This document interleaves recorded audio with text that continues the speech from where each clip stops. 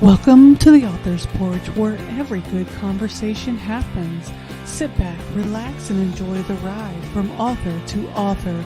We want to give you an experience where you learn and enjoy the conversation.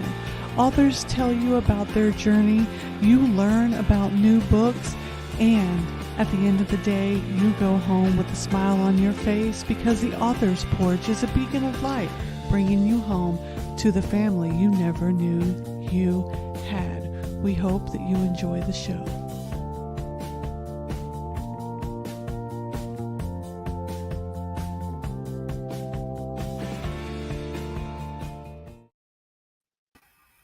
Hey everybody, welcome to the Author's Porch, where every great conversation happens, and we are excited because we have a writing prodigy with us all the way from London. How are you doing, Dylan? I'm doing great. How are you doing?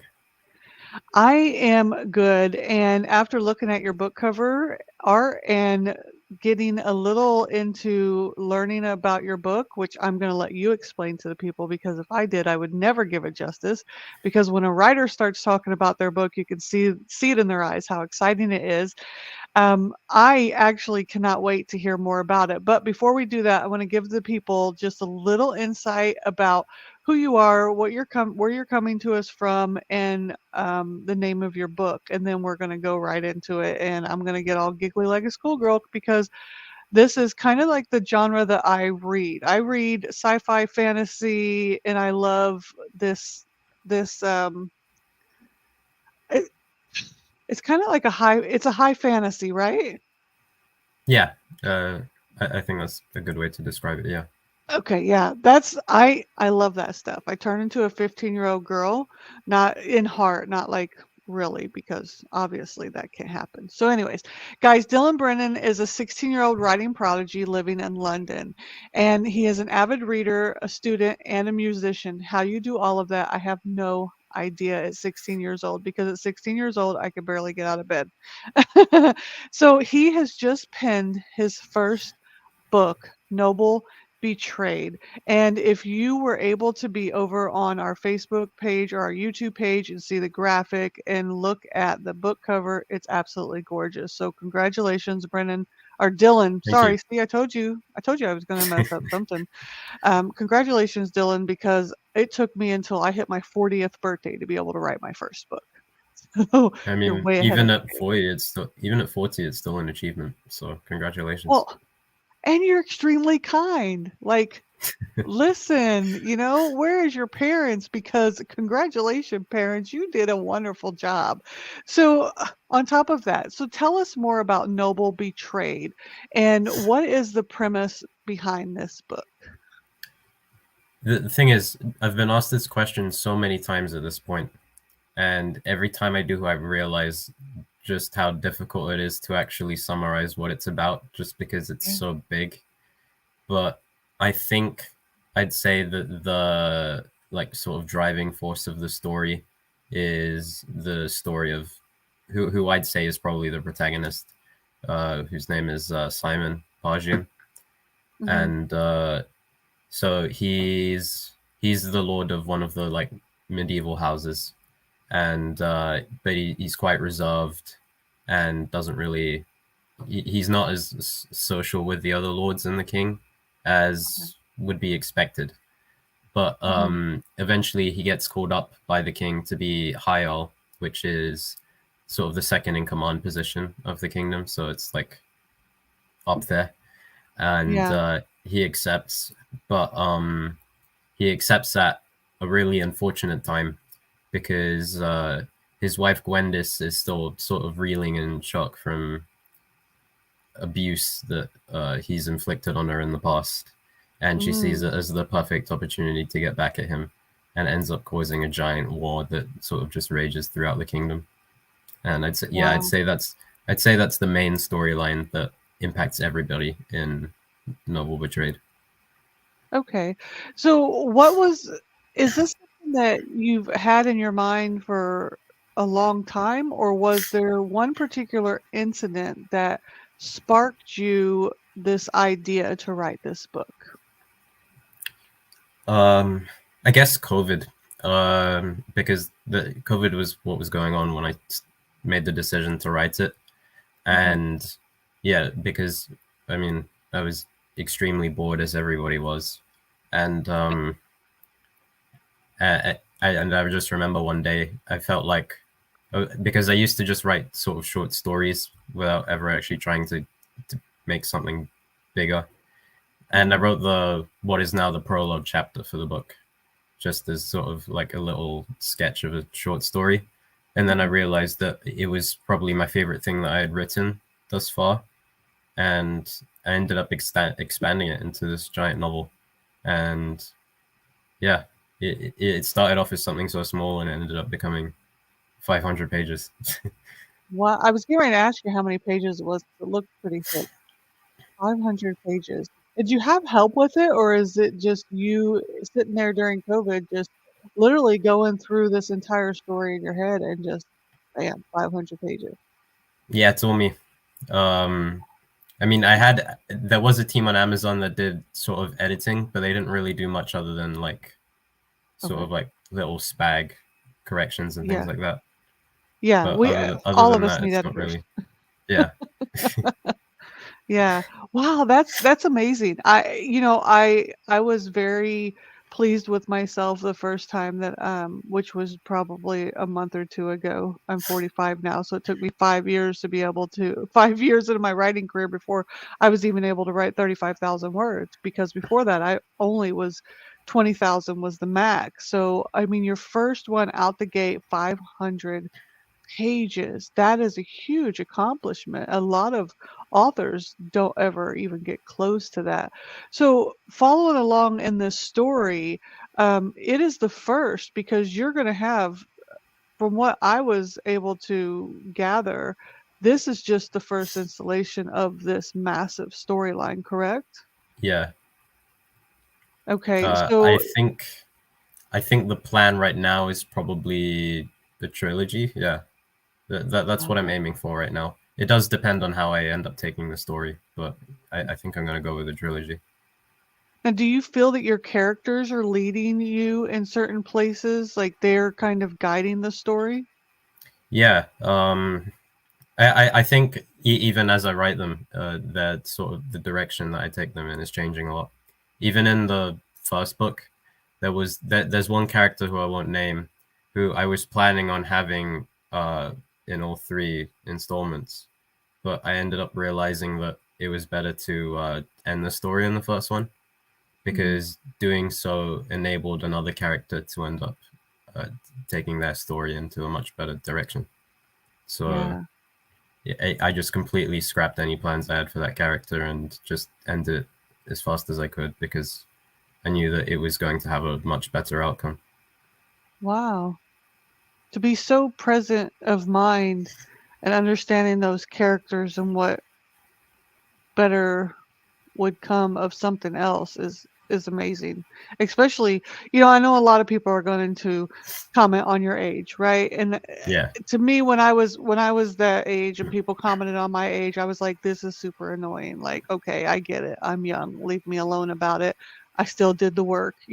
So I'm sorry that I keep saying it, but I mean, I'm 45 and I'm going, oh, I wonder if I could do that. So I think a lot of us are just shocked because we're just at that point where we're going, man, that natural talent is absolutely astonishing, and it's just a beautiful thing for us. It's kind of like when you see this beautiful bouquet of flowers and you're like, oh man, that's absolutely beautiful. And I think that's what a lot of us, are seeing in you, especially at that early age. So is writing something that is in your family, something that's been handed down, or you just it has not been in my family in any way, shape, or form. It's just yeah, I've had a passion for writing since primary school, and okay. it got to the point where I ended up wanting to write my own book, and then Uh-huh. eventually I did it. Yeah. Yeah, So there are no like traces of writing in my family or anything. I'm the first generation that's done that. wow, that's amazing. A lot of people have that in their genetics, and kind of, they've been from primary school on, they've kind of been groomed to do that, kind of like actors, actresses, singers, things like that. They've been groomed for that, and for you to, it's just been a love of yours. Now let's go back to growing up. Sorry, everything's moving. As you were growing up, you've always enjoyed writing, but what was your, what, they asked this question in kindergarten for all of us. What do you want to be when you grow up? What was that answer for you? The thing with being a writer is I do definitely want to carry on with writing. The only problem Hmm. is just it's very difficult to get paid as a writer now, in my opinion, Yeah. uh, because you get deductions in pay from if you get someone to design your cover for you from whatever platform you publish it on. They always take a percentage as well, Hmm. and things like that. Because the internet is now the main source of getting your book publicized and getting it sold, it does Hmm. also mean that you lose a lot more money in the process. So I think I would want to keep it as a side career rather than my main career and the only thing that I do. Yeah. What are you looking forward to doing other than writing? I plan on going into law.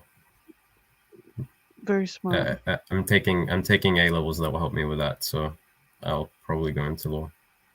There's a really smart author. He is a well-accomplished author as well as a well-accomplished lawyer, Stephen Joseph. He's in New York, and I have had the pleasure of getting to know a little bit more about him through Books That Make You, which does the Book Fest.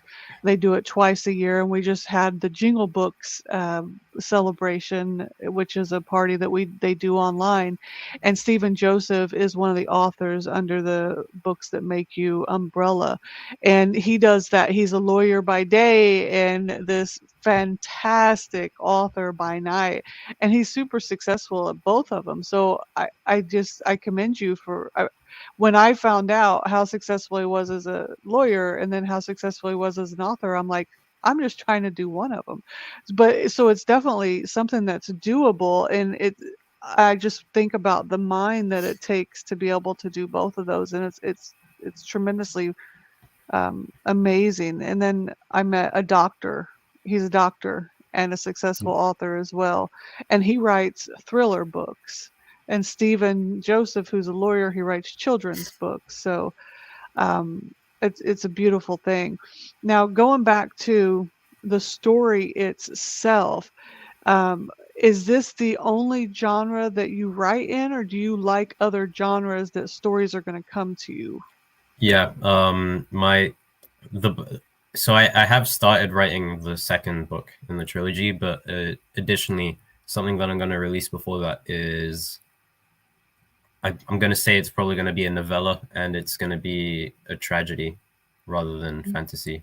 So yeah, I do Okay. definitely want to explore other genres because I don't just read fantasy. I read pretty much everything. Wow. And do you self-publish or do you have an agent in a publishing house? Self-published. Okay. So you're like, you know what? I've got this. Like I'm writing this thing. I'm my own boss on this. Obviously your parents do some assistance because that's what parents do, Yeah, but you're running this thing. yeah, How empowering does that feel to you? Like, to, because most kids can't even remember yeah, to brush their teeth. yeah. The thing is, to me, it doesn't feel that it doesn't feel like a big life change to me. But then I realize how how inspiring it is to other people, and that I think that the reactions to it are more what washes over me than the actual fact that I've done it. And I think that's Mhm. just because I've done like because it's been like a year long process. I've just been doing it bit by bit. So I think Yeah. being the one that's doing it isn't as sort of it doesn't take you until you realize how it impacts everybody else rather than how it impacts you. Yeah. I think. 'Cause there's a lot of young people that feel that they can't do something because of their age. They can't, that they don't have a voice because of their age. They're not going to be able to do something until they're older. And I say you can do whatever you want. You just have to, one, you have to fight for it. You have to research. You have to have the backing. Do you feel that because your parents and maybe they didn't, I don't know, but do you feel that your parents supported you in the way that they supported you, it's because that's what made you successful? Or do you feel that you had the foresight to do what you needed to do and you took the reins and took care of it, and you were lucky enough that they were there if you fell backwards, then you had that support afterwards? Yeah, the main way my parents helped is just reading my drafts, Okay. um, and obviously helping me like find these opportunities, Mhm. like this podcast and other podcasts I've done. Yeah. But yeah, other than that, everything has been me. So, but yeah, they have been instrumental in helping me get this book published. Absolutely. Wow. That's good.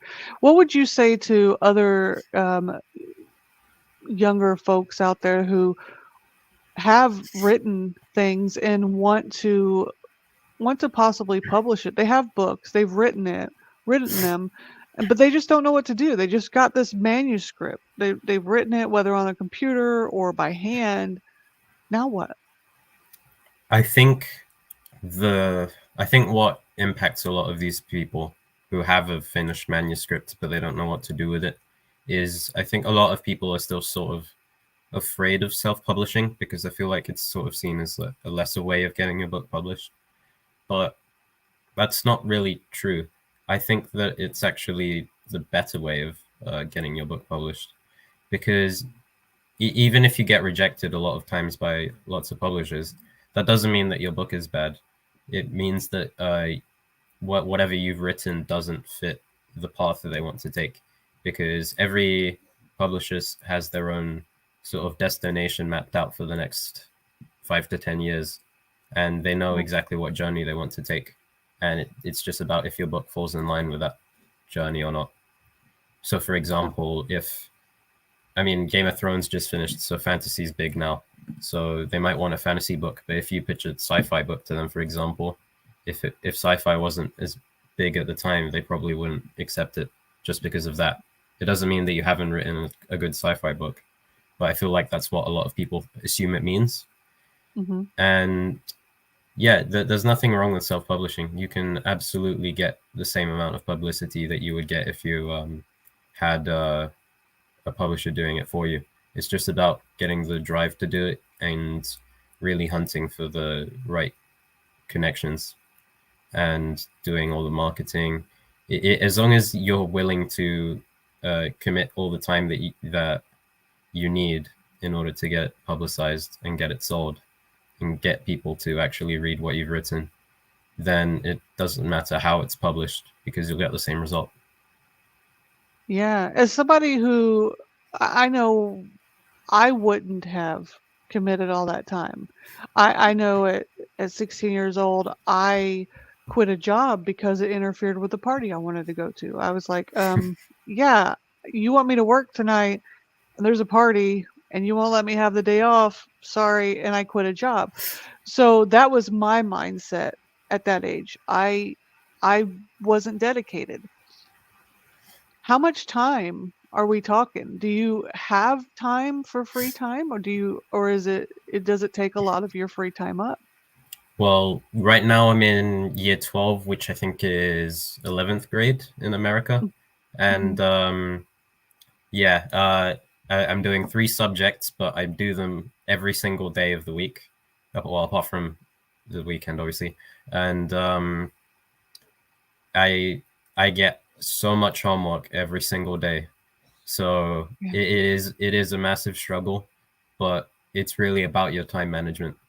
And right now I'm on my Christmas break, so I get 2 weeks to just, I mean, I need to balance revision and things like that, but I Yeah. do get a lot more time to write. And yeah, if you're a student, the best thing to do is sort of just hammer through all the work you need to do, because there will be days where you end up getting the break that you need to be able to write something, or even Yeah. if it's not writing, to do whatever you want to do. Yeah. I think it's important when you said time management, as I think a lot of us don't manage our time very well, and we blame it on, oh, there's just too much. And I think that that's not always the case. I think we're just Yeah, wasting time. sometimes it will be that, but sometimes you've just wasted too much time beforehand, and it's costed Yeah. you. Wow. Gosh, Dylan, you are I could just sit and talk to you forever because I'm like, I'm going to learn something. I'm going to learn a lot if I just keep asking these questions. Uh, what are you going to do on your Christmas break? So unfortunately, I have very important exams in January, so I'm gonna need to revise for those, which is really sad because it's Christmas. But other than that, I'm trying to just balance being able to write. So my tragedy novel is going to be called Master Misfortune. So I've been balancing trying to write. I'm probably about like a chapter into that now, Uh, and just like I don't know, relaxing, going on my PlayStation and things like that. and do you have a lot of family coming for the holidays or you got a small family? Yeah, my aunt and my cousin are coming over from Spain. Oh, nice. From Spain. Yeah, Do you guys ever visit them? yeah, we visit every summer. Oh, how lucky are you? You know, the only time I ever went to Spain was when our airplane landed and then we couldn't get off the plane and then we were there for 3 hours on the plane and then we took off. That was my only time in Spain. Sounds like a lot of fun, It's in the they live in the south as well. It's the sunny part. huh? So you guys just get an absolute destination vacation Yeah, to go visit family. yeah, it's got palm trees and everything. Wow. Well, you guys should probably flip that. You should probably go there for Christmas. Do they have Yeah, like the warm Christmas and all that, tropical paradise for Christmas? yeah. I've never actually been there for Christmas, so I have no idea what it's like. But Oh, I doubt it's ridiculously different to the UK. We've just had snow, so that's cool. I live in the south of Texas where we get about 4 cold days a year. So most people are barbecuing on Christmas outside. So I totally understand that. So what is it about writing that makes you not be able to what let me rephrase that. What is it about writing that says this is what I have to do? I don't really know. The thing is, it's something that I've sort of always just had a talent for, I guess. I've been writing short stories and things like that since probably the age of 8 or 9. I've just kind of always done it, and I think it's gotten to the point where school is also forcing me to sort of just keep getting better at it. So Yeah. it's just like my books sort of, I guess, chart like my evolution as a person at this point, I think, because Okay. I've been doing it from the age of 8 till now, Yeah. and I'm going to continue doing it. So I think it's just going to keep showing how I've evolved as a person. So Do you have do you have yeah, siblings? Do you have little brothers and sisters nope, or older brothers? Just you? yeah, just me. So you can't write about them in the stories, about them being No. villains or anything like that? I write about the people around me in my life. I've written about folks. I write my kids are in my books as different characters and different things they've done. Do you do that with your characters or do they Yeah, resemble I do people in some. your life? Yeah, I do sometimes. Yeah. With this second book, there is an I've created a new entire house, like a medieval house, uh, that all resembles members of my family. So that's my way of showing appreciation for them. There are a couple characters in Noble named after friends, a couple Nice. named after teachers, things like that. Yeah. That's really cool. Sometimes I'll write about like I take inspiration from daily activities. And if something happened, I wrote a book one time. I had a nightmare. I woke up from that nightmare and I told myself, don't go back to sleep because I don't want to go back into the nightmare. It was a horrible nightmare. I turned it into a love story. So it just kind of inspiration comes from anywhere. What was the biggest inspiration that you've had Hmm. out of any pieces that you've written? What was the one thing that made you just was like, I have to write something and made you write? I think I think with everything I've written, you can see elements of what it's like to live in central London. Uh, Okay. for example, I have one short story called "The High Road," which I don't think I've Mm. published, but I will do that at some point. But it's set in this area of London called Kilburn, which is where Mhm. my school is located and things like that. So I spend a lot of time there, and I I think through writing that, which was intentionally set in the UK, I've noticed that a lot of things I've written do reflect the culture of the UK. Yeah. And yeah, so I think just where I live has been an inspiration for a lot of things and how they've turned out, because I think the culture has sort of come through of being British. Yeah, I love that because I spent 3 years in England. I lived in the Cotswolds out in Gloucestershire and Fairford. Mhm. I lived there for 3 years, and I still, in my books, I still have certain words that I use that I don't realize I'm using them, but they're still part of the words that I learned while I was in the UK, while I was in England. And I think that you're absolutely right. There's such a rich culture, and each part that you go to, just like the United States, if I go to Alabama versus Texas versus New York, just like London, the Cotswolds, Brindle, all of the Bristol, all of those places have very distinct cultures, and you'll see it in and I like that you're writing about that because it's it's truly unique, and the people that are from there or have lived there or know the culture will pick it up right away. The people that don't, like myself, I don't know about central London. I visited London twice while I was there in the 3 years, and only to go shopping, of course, typical American.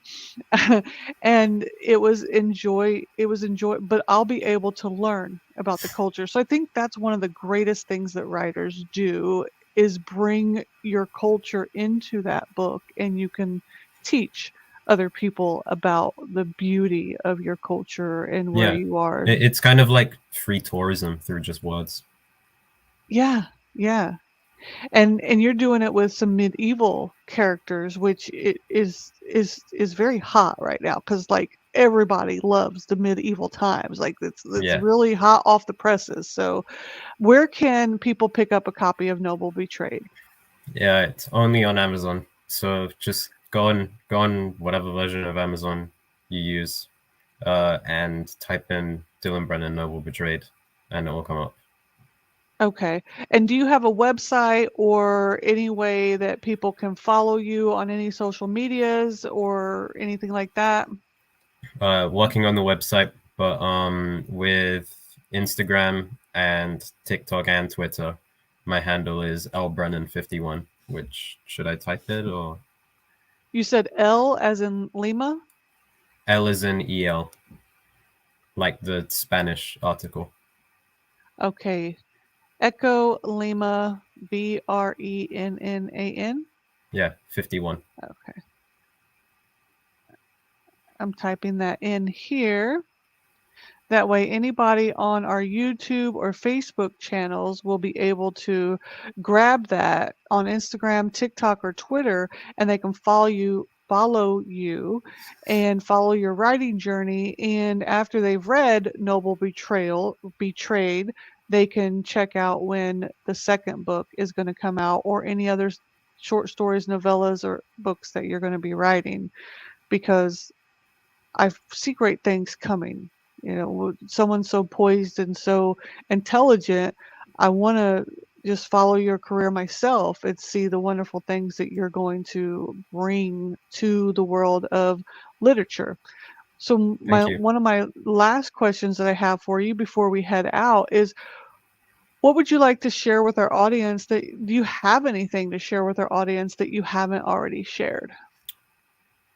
Okay, so a couple weeks ago, I went to a literary festival, and it's called the AIM Literary Festival, and I was a speaker talking about Novel Betrayed.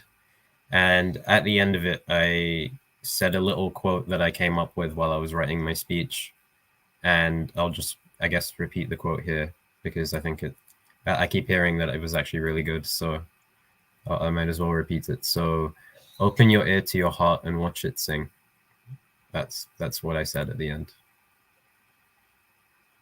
I'm typing that quote in because I love it. That's beautiful. I'm just making sure I quote you properly here. Open your ear to your heart and watch it sing. Yeah.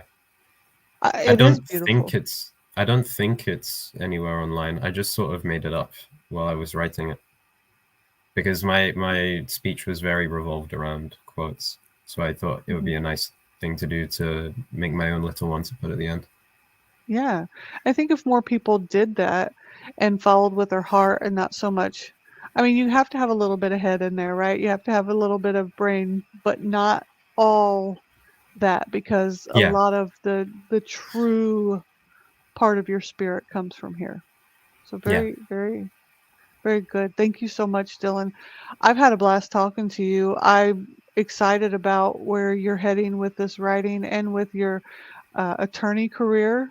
Gosh, so many great things coming from you. Guys, make sure you go check out Noble Betrayed on Amazon.